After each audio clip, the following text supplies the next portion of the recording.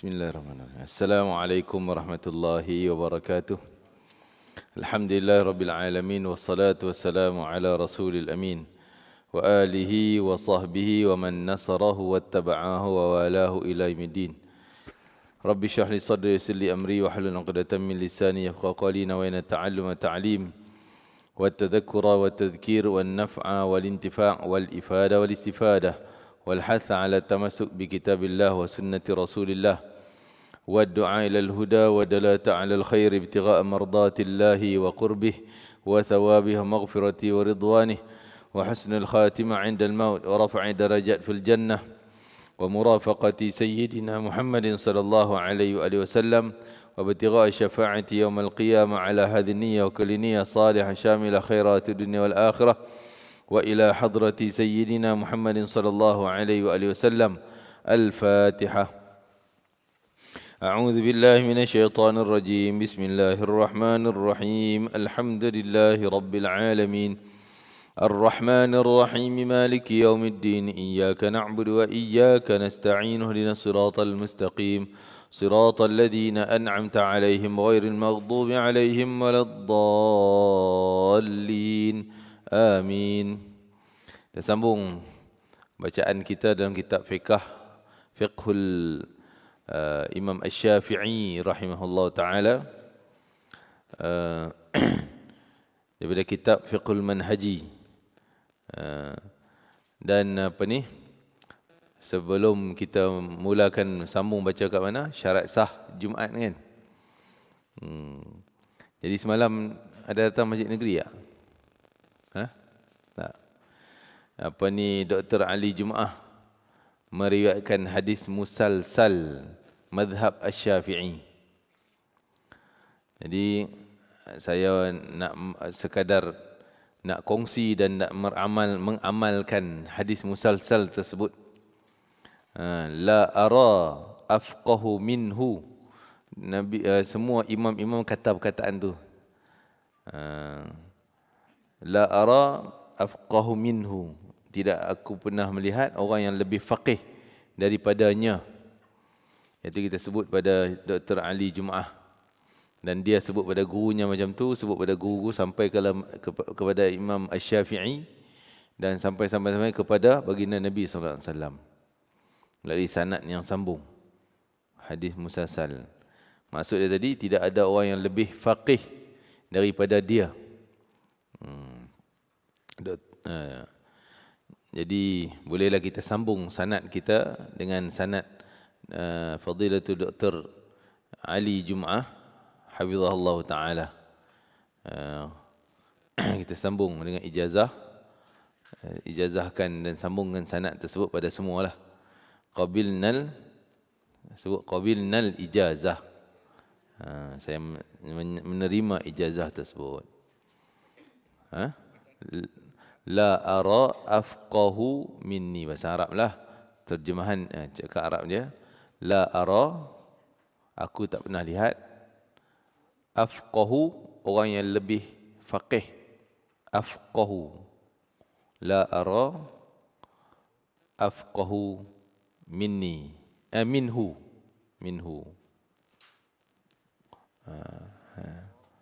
Afqahu minhu. Minhu. Makna dia aku tak pernah jumpa orang yang lebih faqih. Lebih faqih itu maksud faham agama daripada dia ni. Jadi kita nampak pada Dr. Ali Jumaah. Itulah sanad sambung-sambung disebut musalsal dengan mazhab Asy-Syafi'i. Dan musalsal bil mahabbah semalam ni juga daripada sanad dia, sampai pada guru dia lah. Apa dia musalsal bil mahabbah? Menyebut perkataan inni uhibbuka. Inni uhibbuka. Jadi itu perkataan yang Sayyidina Abu Dzar, Nabi sebut pada Abu Dzar sebut pada Nabi. Sungguhnya aku sayang engkau, cinta engkau. Inni uhibbukum. Semualah ramai. Tapi itulah kita ni menyempitkan makna cinta. Hanya duk ingat hubungan lelaki perempuan. Hubungan yang ada hubungan badan je. Padahal cinta ni lebih luas. Sayang, hormat, menghormati, kita tolong, menolong, apa tu termasuk dalam cinta. Jadi kita sebut perkataan tersebut. Saya pun sebut yang tu semalam bila dengar daripada Dr. Ali Jumaah, dia sebut inni uhibbukum. Begitulah dia dengar daripada gurunya, antaranya guru yang dia sebut semalam yang sempat saya ingat, Syekh Yasin Al-Fadani. Itu ulama, dia sebut musnid dunia. Semua sanad ada kat dia. Semua segala sanad. Ulama yang ada zaman sekarang ni boleh dikatakan semua sanad tu sampai pada Syekh Yasin Fadani. Ulama Mekah tapi asalnya Padang. Padani itu Padang. Padang Indon. Tapi dah lahir sana, apa tu. Semua ulama Arab pun ambil ilmu daripada dia. Dan juga Syekh Abdul Aziz Siddiq Al-Ghumari, ulama Morocco. Dan ramai lagi guru-guru pada Syekh Dr. Ali Jumaah yang disebut semalam, sanad-sanadnya sampai Buddha, sampai pada Rasulullah SAW. Inni uhibbukum fillah. Jadi saya mengijazahkan juga sanad tersebut. Juga hadis ni pernah saya ambil. Sanad ni ambil daripada ulama-ulama lain, antaranya Habib Omar, Habib Muhammad bin Salim bin Hafidh, dan juga para habaib yang datang.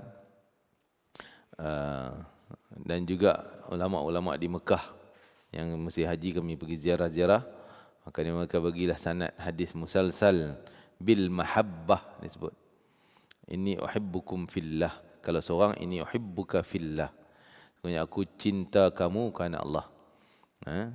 Jadi ijazahkanlah sanad tersebut. Qabilnal sebut qabilnal ijazah. Qabilna ni kami terima ijazah. Boleh kita sampaikanlah kan. Sanad tu jadi menyambunglah kan. Jadi kalau ada mana tahu ada kesempatan ulama lain saya minta sanad hadis. Sanad je lah. Mungkin dia bagi idea mahabbah ke. Mana tahu ustazah-ustazah hababah yang datang minta. Jadi sanad dia lebih tinggi daripada sanad yang ada kat saya. Lebih tinggilah. Dan sanad musalsal bil awlawiyah. Musalsal bil awwaliyah. Awwaliyah makna musalsal yang terawal, hadis yang terawal. Apa dia yang terawal? Jadi selalunya ulama bila kali pertama hadir majlis, dia akan sampaikan sanad hadis ni sebab hadis ni pertama kali. Apa dia? Qala Rasulullah SAW, ar-rahimuna yarhamuhumur rahman, ataupun ar-rahimuna yarhamhumur rahman. Tabaraka wa ta'ala. Syekh Dr. Ali sebut ada dua riwayat, ada yang mengatakan ar-rahimuna yarhamkumur rahman ta'ala, tak ada tabarak. Boleh juga sebut tabaraka wa ta'ala. Irhamu man fil ardi yarhamkum man fis sama. Kan? Yarhamkum man fis sama. Makna dia ar-rahimuna, orang yang penyayang ni, penyayang, yarhamuhumur rahman, akan disayangi oleh ar-rahman. Allah Maha Rahman tabaraka wa ta'ala. Maka irhamu, hendaklah kamu berkasih sayang, man fil ard, kepada orang yang ada di muka bumi. Irhamu man fil ardi yarhamkum man fis sama. Pasti akan kamu dicintai oleh penduduk langit. Pasti kamu akan dicintai oleh penduduk langit. Ya, penduduk langit di kalangan para malaikat juga. Jadi hadis ni disebut hadis awwaliyah, hadis pertama kali. Jadi kalaulah mana tahu pertama kita mula jumpa ulama mana, kita minta hadis musalsal bil awwaliyah. Sebenarnya hadis musalsal ni banyak. Mungkin kesuaian tak sempatlah nak cerita semua. Jadi sekali jumpa, cukuplah ambil sambung sanad kita dengan hadis pertama kali tadi, awaliyah. Awal lah kan, awaliyah. Boleh minta daripada siapa-siapa, ulama-ulama mana yang kita jumpa, ustazah ke siapa yang datang. Hadis musalsal bil awaliyah. Saya ijazahkan jugalah sanad tersebut. Musalsal bil awaliyah melalui beberapa para ulama, guru yang pernah saya jumpa, antaranya malam tadi Dr. Ali Jum'ah, Profesor Dr. Ali Jum'ah, dan juga para habaib lain, antaranya Habib Salim Asy-Syatiri, Habib Muhammad bin Alawi bin Abbas Al-Maliki, dan anak andanya Habib Ahmad bin Alawi bin Habib Ahmad bin Muhammad bin Alawi bin Abbas Al-Maliki, dan ulama Mekah, lupa saya namanya. Dan ramailah kita bila hadir-hadir, ada orang minta, maka dia bagi semua. Jadi bersambung sanad kita dengan mereka. Alhamdulillah. Itulah faedah kita hadir majlis-majlis ilmu yang dihadiri oleh para ulama. Syarat sah Jumaat, apabila seorang mempunyai 7 syarat terdahulu. Syarat terdahulu apa dia? Syarat wajib. Kan? Syarat wajib. Yang tu syarat wajib, ni syarat sah. Apa beza? Syarat wajib, kalau tak cukup benda tu, tak wajib. Tak wajib pergi Jumaat. Kalau tak cukup benda tu, apa dia benda tu? Yang kita, 7 benda tu. Sebab itu kita dah masuk tajuk Jumaat. Yang pertama, Islam. Kalau tak Islam, tak wajib. Tak pergilah sembahyang Jumaat. Yang kedua, baligh. Belum baligh, tak wajib. Tapi yang balik ni kalau pergi tetap dapat pahala. Berakal, maksudnya bukan gila, bukan pitam, bukan koma. Tak wajiblah pergi Jumaat. Dia kena buat zuhur, wajib zuhur dia. Dia sedar, dia kena buat zuhur lah. Yang keempat, bebas sepenuhnya, merdeka. Empat, merdeka. Kalau hamba, tak wajib pergi Jumaat. Tapi kita tak ada sistem hamba dah. Yang kelima, lelaki, perempuan tak wajib. Tapi kalau perempuan pergi, sah semayang Jumaat dia. Tak wajib, tapi tak dosa, buat zuhur je lah. Tapi kalau pergi juga, ada peluang, ada ruang, sah semayang Jumaat. Yang keenam, sihat badan. Yang sihat tersebut bukan sakit yang mengganggu orang lain. Kalau sakit yang tak mengganggu, kan, contoh dia sakit lutut je, tu tak kacau orang lain. Boleh je kangkang-kangkang macam penguin boleh sampai. Kan, duduk atas kursi semayang lah. Tu tak kacau orang lain. Ni batuk, sesama, ni wabak-wabak ni, yang tu tinggal, tak wajib pergi Jumaat. Sihat tu badan. Yang ketujuh, bermukim di tempat solat. Dia bermukim, mastautin. Bukan musafir. Okey, itu syarat wajib. Cukup 7 tu baru dia wajib pergi Jumaat. Tak cukup 7, tak wajib. Dia baru ada 6. Contohlah. Semua okey tapi dia tak Islam. Mana boleh? Kan? Contohnya. Okey, setelah syarat wajib, dia dah berwajib pergi Jumaat. Dah wajib pula, tengok pula syarat sah. Dia sah tak dia buat tu? Mungkin dia wajib pergi tapi tak sah. Dia sembahyang Jumaat tapi tak sah. Apa dia syarat sah tu? Yang pertama, solat Jumaat adalah didirikan dalam kawasan binaan, sama ada di bandar atau qaryah yang mempunyai penduduk yang bermastautin tidak kurang 40 orang lelaki. Contoh kita pergi masjid, cukup dah syarat tadi, kita orang Islam, balik, lelaki semuanya pergi Jumaat. Tengok-tengok ada 20 orang je. Sembahyang Jumaat jugalah. Sah tak? Kalau pegang pada mazhab ni, pandangan yang kuat, yang paling asah, paling sah ni, tak sah lah sembahyang Jumaat. Tak cukup 40. Kan? Okey. Ataupun cukup 40 tapi semua 5 orang ni orang singgah jalan je, musafir mai daripada Kedah tu. Tak sah juga. Tu tak sah lah. Dia wajib Jumaat tapi tak sah. Okey, itu faham Maksud bandar ini kawasan yang mempunyai qadhi, hakim serta pasar untuk jual beli. Kalau dulu kira bandar tu skop dia kecil sikit.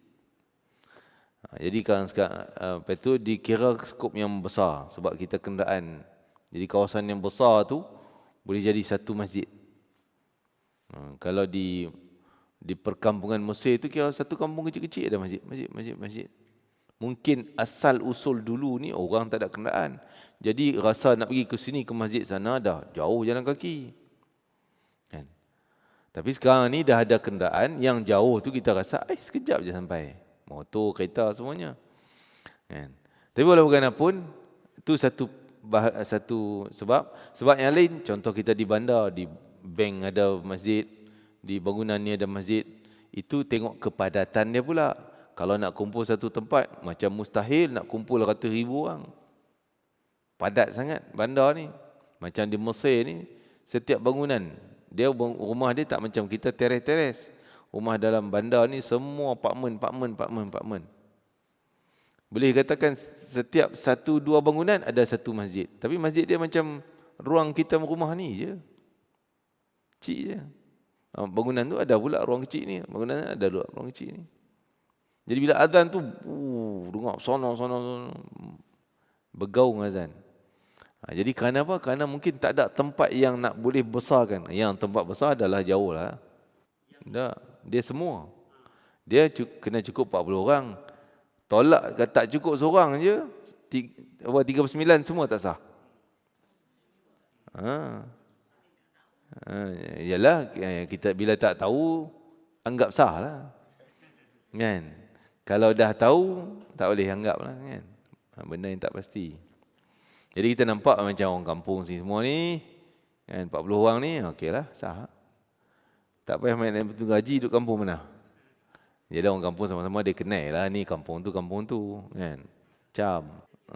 Tapi dah berlebih 40. 40 ni berapa orang lah ni? Ni 40 ni. Cuba kira tengok. Sikitnya 40 tu. Satu soft ni 1, 2, 3, 4, 5, 6, 7, 8, 9, 10. Kata 10, 4 soft. 10 tu renggang kan. Satu ruang tu. Boleh jadi 15 ni. 15 dah 30, 2 soft. Kan. Sikitnya di 40 tu. Bila kita tengok banyak ramai, tak payah nak tanya kau kampung mana. Kau musafir ke? Mai nak tanya habis masa gitu lah. Kita anggap cukup. Kan? Pada tanggapan, tak ada keraguan. Kalau ada keraguan, 10 orang ragu-ragu. Macam tak cukup kita ni. Tu kena cek. Ramai ni yang ragu-ragu ni. Timur Haji pun rasa ragu-ragu ni macam musafir semua ni. Haji ni ragu-ragu macam tak cukup ni, baru 30 ni. Saya pun ragu-ragu. Ramai ragu-ragu, kita kira sungguh. Tapi kalau hati tenang, semua haji, beres ni, 100 orang ni. Ini beres ni, orang taman ni belakang ni. Kan? Semua rasa tenang, okey dah tak payah kira, semayang je.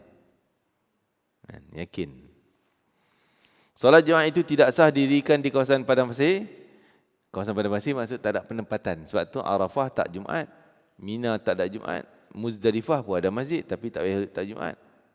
Sebab memang tak ada qaryah, tak ada penduduk kawasan tu. Semua buat di Mekah lah. Kalau nak ikut memang qaryah yang berlainan dah. Mina dengan Mekah lain. Sepatutnya Mina dah ada satu masjid untuk Jumaat. Tapi dah tak ada qaryah, tak ada orang. Yang haji je, Mina ni hidup dia 4 hari je setahun. Muzdalifah 1 malam je. Arafah mungkin 2 malam je. 1 malam, 2 malam je. Itu je. Dalam setahun guna itu je.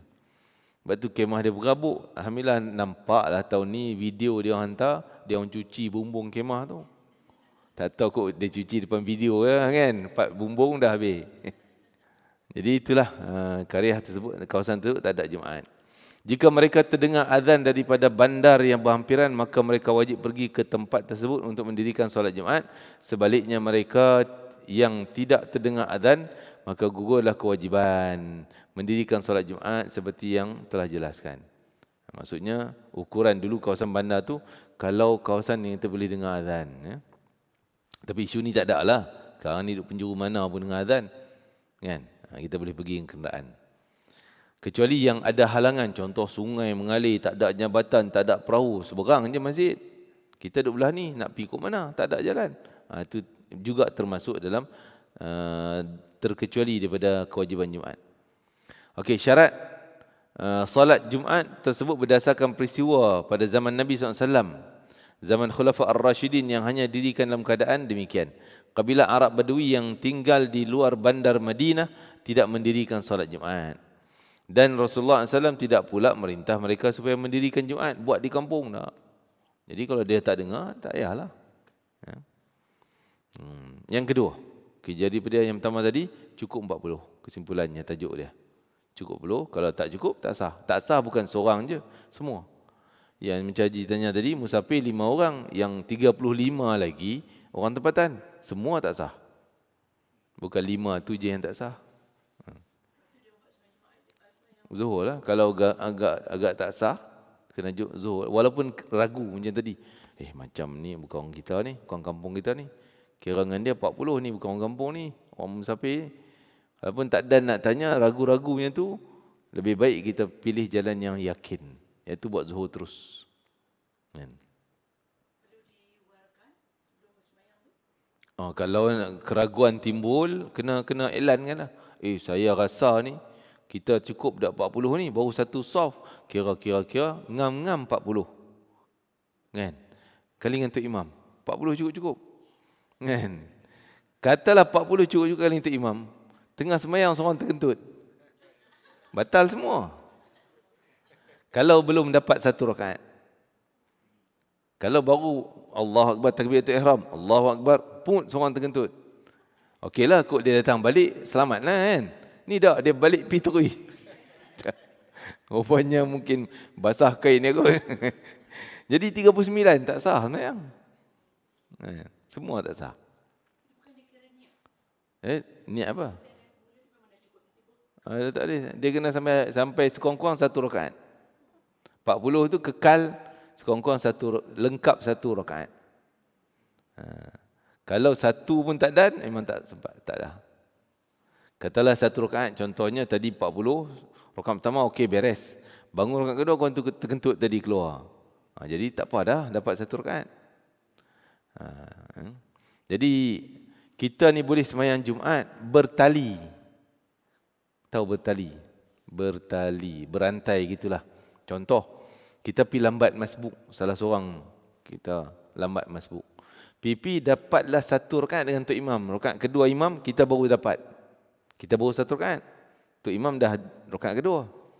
Okey, jadi imam bagi salam, kita nak bangun buat zuhur ke buat Jumaat?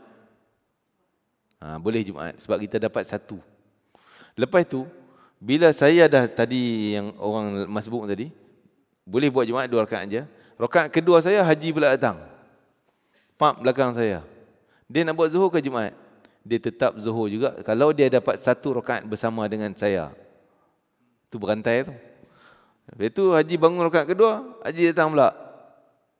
Kan? Puk belakang jadi makmum dia. Boleh buat Jumaat juga. Dapat satu rakaat? Ya, dapat satu rakaat.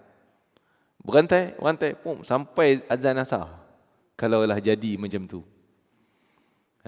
Walaupun datang seorang, tapi semuanya dapat satu bersama dengan Tok Imam dia. Jadi tak pernah terputus. Orang awal ini dapat dengan Tok Imam dia, yang ni dapat dengan Tok Imam dia, yang dapat Tok Imam dia, satu, boleh sampai asar. Boleh buat Jumaat semua. Kan?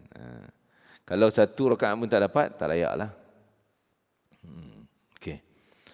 Itu syarat pertama. Yang kedua, bilangan jemaah bagi solat Jumaat ialah sekurang-kurangnya 40 orang lelaki yang memenuhi syarat-syarat wajib Jumaat. Iaitu lelaki, tadi dia kira kawasan kan? Karyah. Satu kawasan. Okey. Yang kedua, karyah tu mesti 40. Huraian dia lebih kurang macam tu jugalah. Yang kita dah campur dua-dua tu sekali. Yang lelaki tu 40 tu tak boleh kira. Kena tolak yang tak wajib. Perempuan masuk mai. 40 tu masuk perempuan tak boleh. 40 tu masuk budak lelaki. Budak tak balik lagi. Tak boleh. Kena yang cukup wajib tadi lah. Balik dah, lelaki dan sebagainya. Mai yang jenis khunsa. Mai au-au kat dia. Kan? Tak boleh. Dia khunsa. Dia bukan lelaki.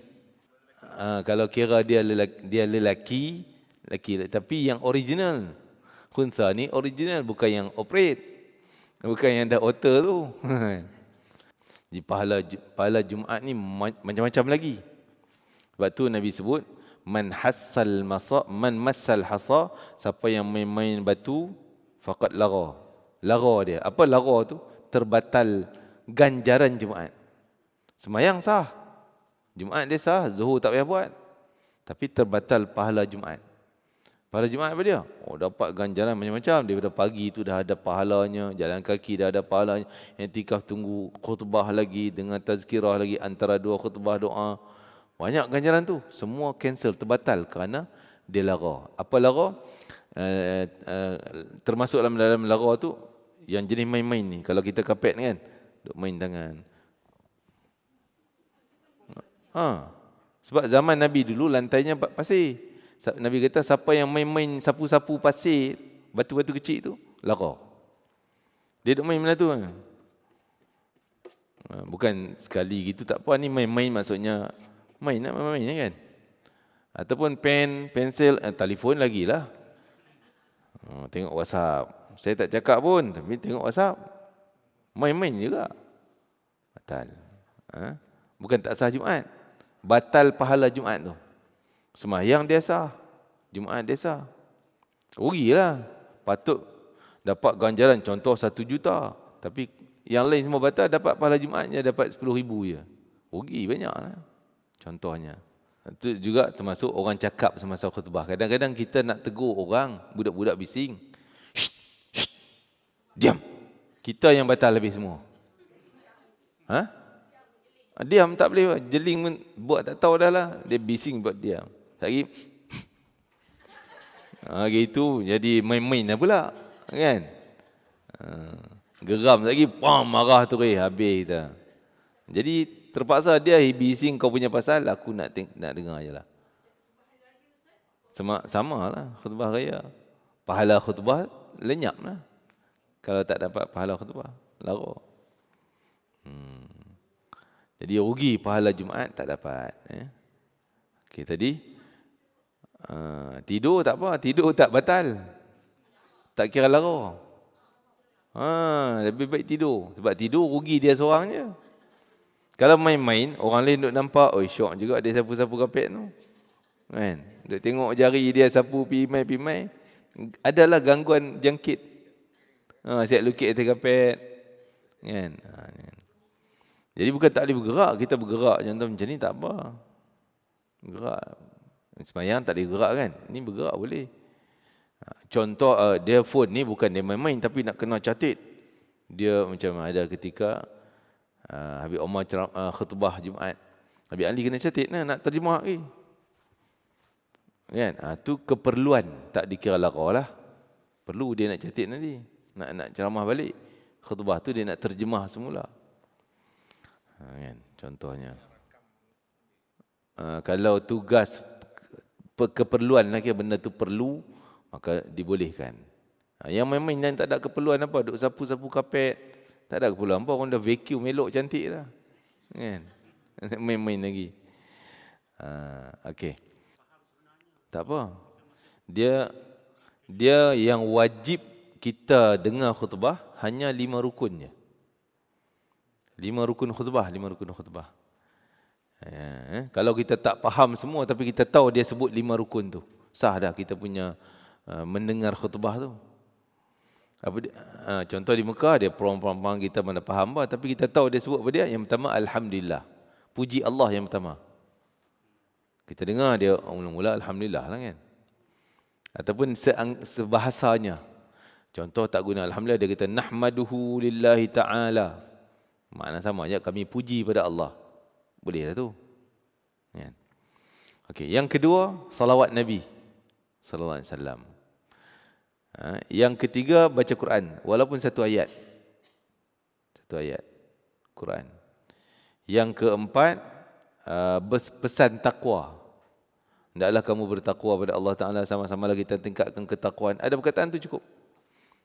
Kan? Takwa. Dan yang kelima doa untuk mukminin mukminat. Yang lain kena ulang dua khutbah kan. Dua khutbah tu kena ulang 4 benda. Apa dia? Ucap alhamdulillah, salawat Nabi, baca Quran, pesan takwa. 4. Rakaat pertama, rakaat pula. Khutbah pertama pun ada 4 tu. Khutbah kedua pun kena ada 4. Yang kelima tadi apa dia? Doa mukminin mukminat. Yang tu sekali dalam khutbah kedua dah cukup. Khutbah pertama tak payah, tak apa. Kan? Ya. Hukum tak bersalah angkat tangan. Kan? Bukan main-main. Tak dikira main-main. Ya, main macam tu, macam tu, macam tu, macam tu. Itu main-main lah. Ini sekadar angkat tangan, amin. Sunnah, doa angkat tangan. Sunnah. Pada umumnya. Pada umumnya, ketika doa angkat tangan. Tak ada masalah, dia amin je lah. Doa, angkat tangan ni benda lain. Bukan tak angkat tu tak kira doa. Tak angkat pun kalau doa, doa juga. Macam kita doa makan, kadang tak angkat pun kan. Doa nak masuk tandas, tak angkat tangan pun. Jadi tetap dikira doa juga. Dia amin-amin je lah. Malah nak angkat tangan, sah doa dia. Angkat tangan tu benda lain, sunnah yang lain. Hal ini berdasarkan Jabir bin Abdullah radhiyallahu anhu, madatid sanah anna fi kulli arba'ina fama fawqa dhalika jum'ah. Menurut sunnah, madatid sunnah bukan sanah. Perkataan sin nun ta ni, kalau baca sunnah, sunnah Nabi, sunnah lah. Kalau sinnah, tahun. Kalau baca sinah je, nun tak ada sabdu. Tak ada sabdu, nun tu. Sinah, ngantuk. Mana lain pula? Dia lari sikitnya.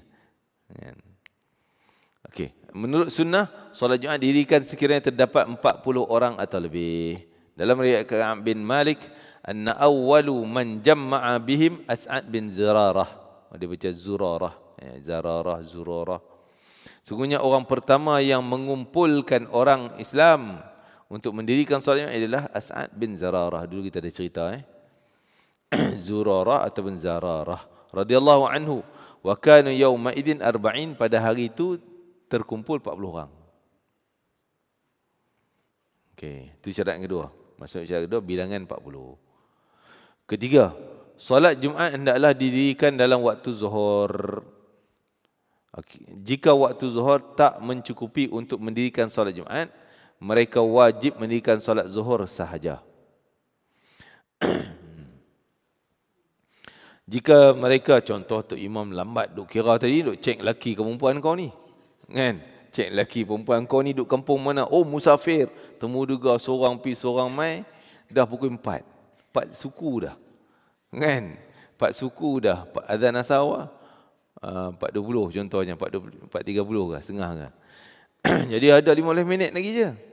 Nak khutbah tak dan tu imam. Kan? Buat zuhur terus ya. Zuhur lagi panjang 4 rakaat.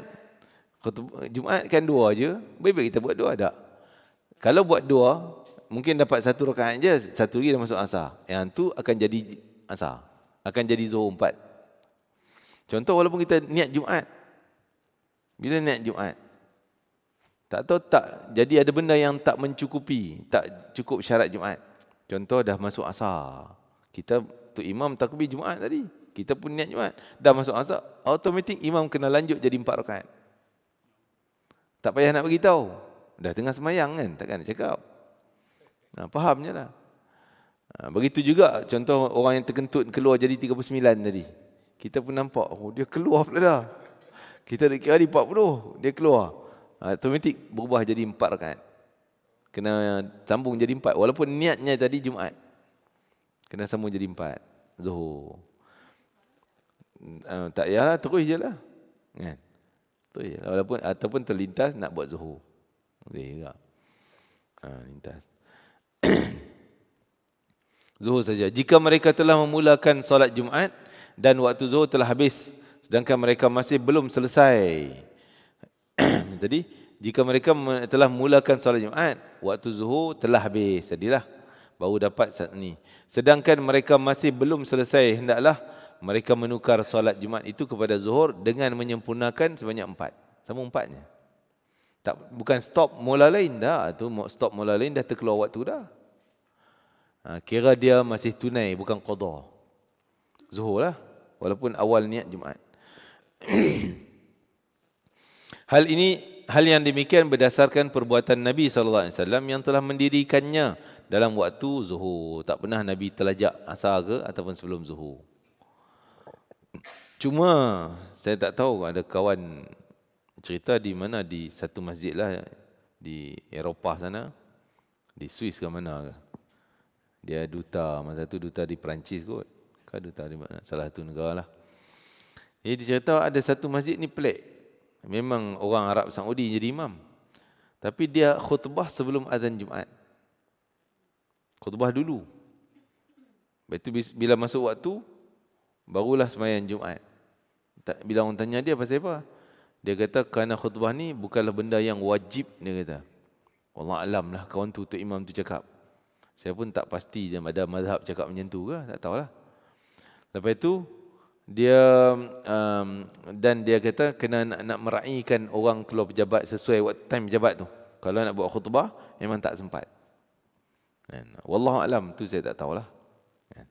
Tapi yang setakat kita tahu khutbah pun kena dalam zuhur. Hal yang demikian berdasarkan perbuatan Nabi sallallahu alaihi wasallam yang telah dirikannya dalam waktu tersebut. Anas bin Malik radhiyallahu anhu, anna Nabi sallallahu alaihi wasallam kana yusalli al-jum'ah hatta tamilu syams.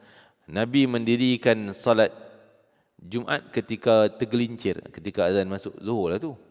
Kan?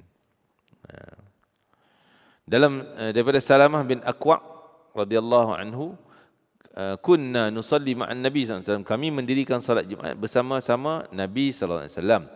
Kemudian kami beredar dalam keadaan dinding-dinding tidak mempunyai bayang-bayang untuk kami berlindung. Tak, itu masuk zuhur.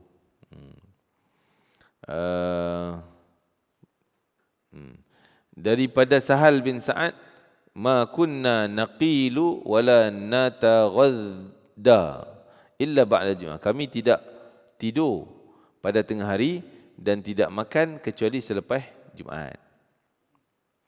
Semua hadis tersebut menunjukkan bahawa Rasulullah SAW tidak bersolat Jumaat melainkan dalam waktu zuhur, bahkan pada awal waktu zuhur.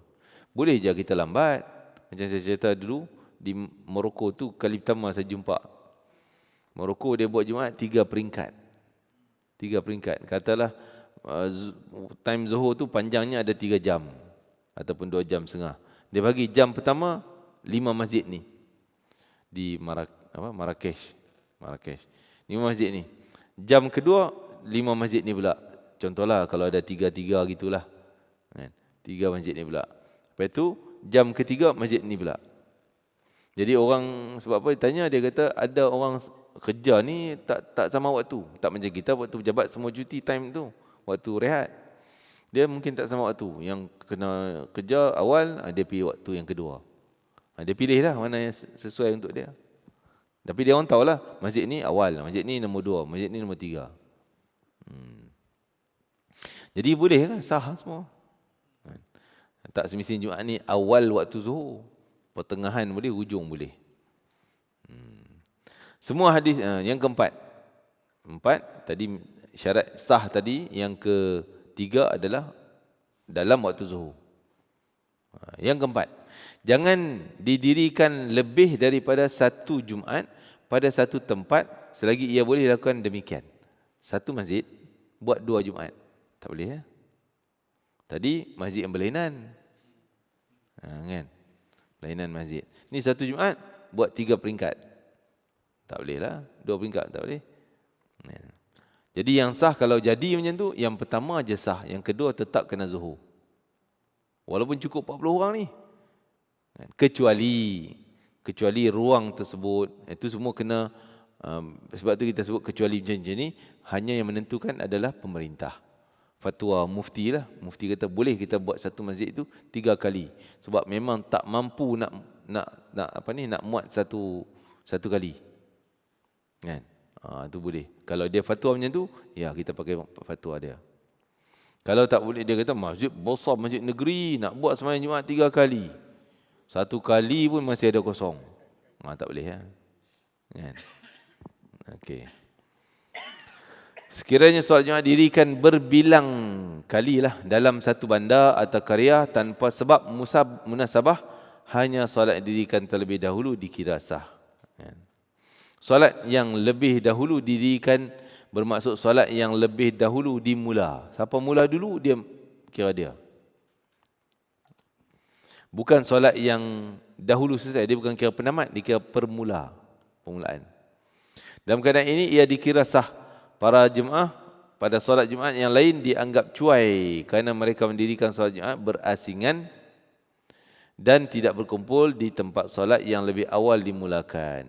Oleh itu mereka hendaklah menggantikannya dengan zuhur.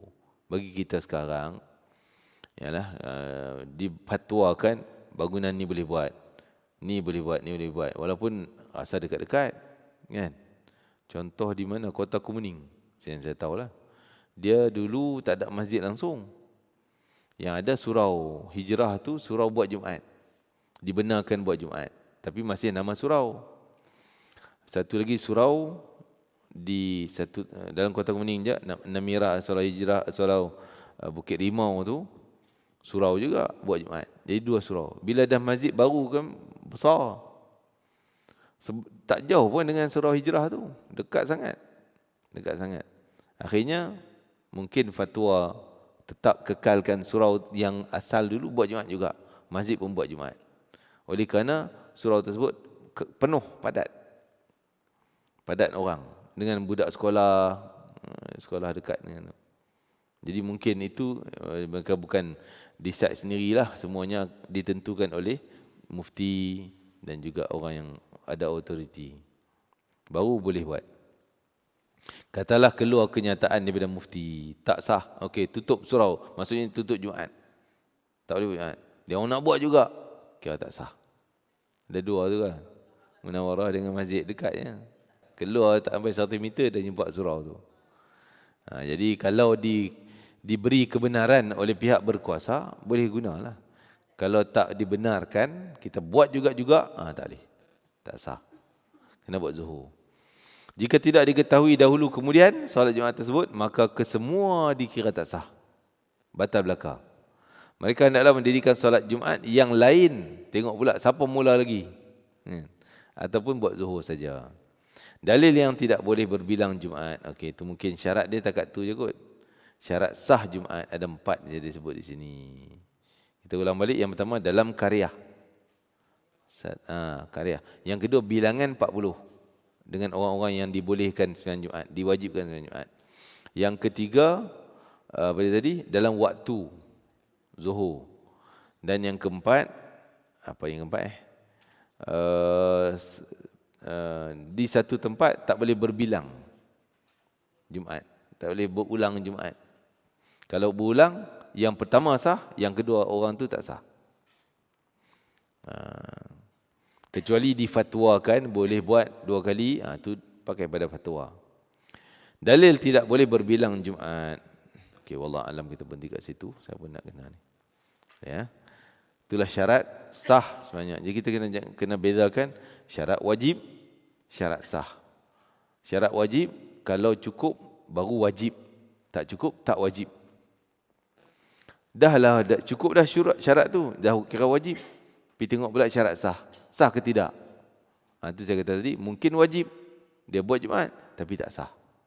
Boleh jadi sah lah, alhamdulillah lah kan. Begitu juga dalam bab semayang. Semayang biasa-biasa ni, bukan kira Jumaat ni. Ada kita sebut syarat wajib, syarat yang kedua syarat sah, yang ketiga rukun.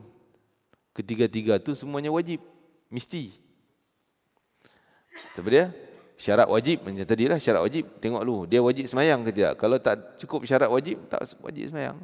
Lebih kurang macam Jumaat ke tidak. Islam, baligh, berakal, lebih kurang macam itulah, merdeka. Tapi tak syarat semayang, hamba pun wajib semayang juga. Kan? Okay. Itu syarat wajib. Syarat sah antaranya menghadap kiblat, wudu, aurat, bersih tempat pakaian semuanya, bersih pada hadas. Jadi semua tu syarat sah. Mungkin orang tu wajib semayang tapi dia buat tak sah, tak cukup syarat sah. Kena tengok syarat sah. Lepas itu pula rukun. Rukun pun wajib juga, mesti juga, tak boleh tinggal. Macam syarat-syarat tadi.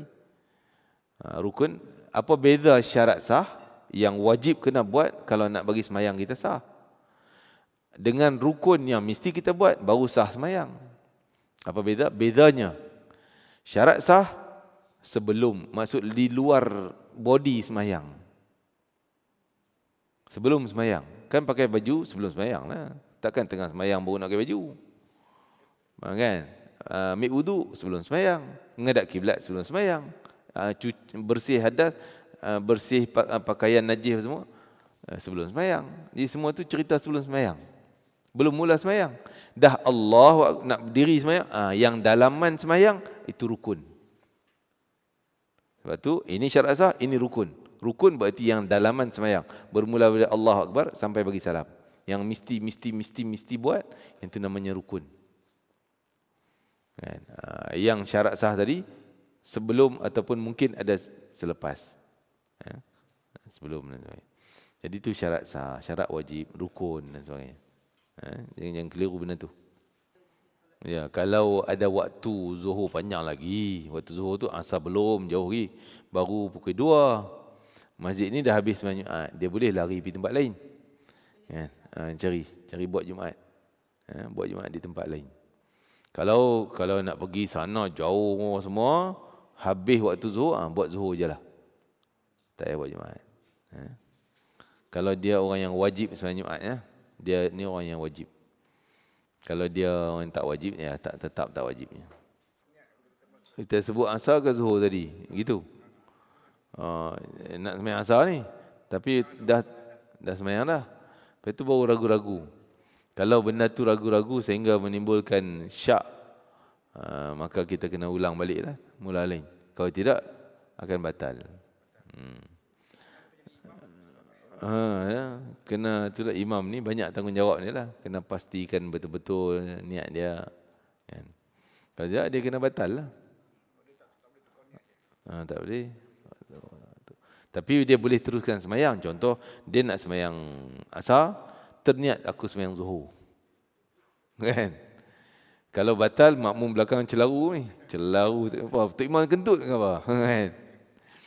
Jadi apa kita buat? Kita teruskan jadi zuhur. Makmum belakang sah je jadi asar pun. Nanti kita buat asar pula. Jadi seolah zuhur tu macam zuhur repeat kita. Kan? Jadi berimam dapat pahala. Macam kita lah, kita pergi semayang, dia semayang sunat, 2 rakaat, kita pergi semayang zuhur. Sah je. Dapat pahala. Imam tu tak tahu pun. Kita pun tak tahu dia semayang apa pun. Yang penting perjalanan semayang tu selari. Jangan dia buat 4 rakaat, kita nak semayang maghrib 3 rakaat. Rupanya dia semayang isyak 4 rakaat. Tu tak boleh, tak sama kan. Kita habis dulu.